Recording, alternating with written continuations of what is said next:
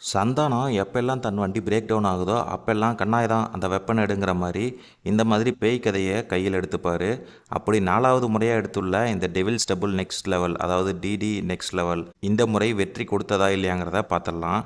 Niharika entertainment தயாரிப்பில் இயக்குனர் பிரேமானந்த் இயக்கத்தில் நடிகர்கள் சந்தானம், கீர்த்திகா திவாரி, செல்வராகவன், கௌதம் வாசுதேவ மேனன், நிழல்கள் ரவி, கஸ்தூரி, யாஷிகா ஆனந்த், மொட்ட ராஜேந்திரன், மாறன், ரெடின் கிங்ஸ்லி இவங்கெல்லாம் நடிச்சு வெளியான படம் தான் டிடி நெக்ஸ்ட் லெவல். இந்த படத்தோட ரிவ்யூவை இந்த வீடியோவில் பார்க்கலாம். கதைக்களம் என்னன்னா, சினிமா யூடியூப் விமர்சனங்களால் பாதிக்கப்பட்ட இயக்குனர் செல்வராகவன் தற்கொலை செஞ்சு தேட்டரில் ஆவியாக சுற்றிட்டு இருக்காரு.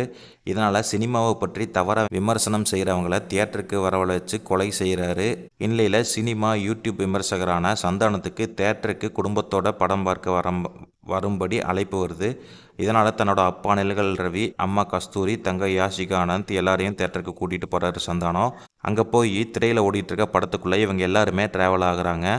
அவர்களை செல்வராகவன் ஆட்டி வைக்க தொடங்குறாரு. இறுதியில் அதிலிருந்து எப்படி மீண்டாங்க, சந்தானம் அதை எப்படி சமாளித்தார், அதன் பிறகு என்ன நடந்தது அப்படிங்கிறத இந்த படத்தோட மீதி கதை.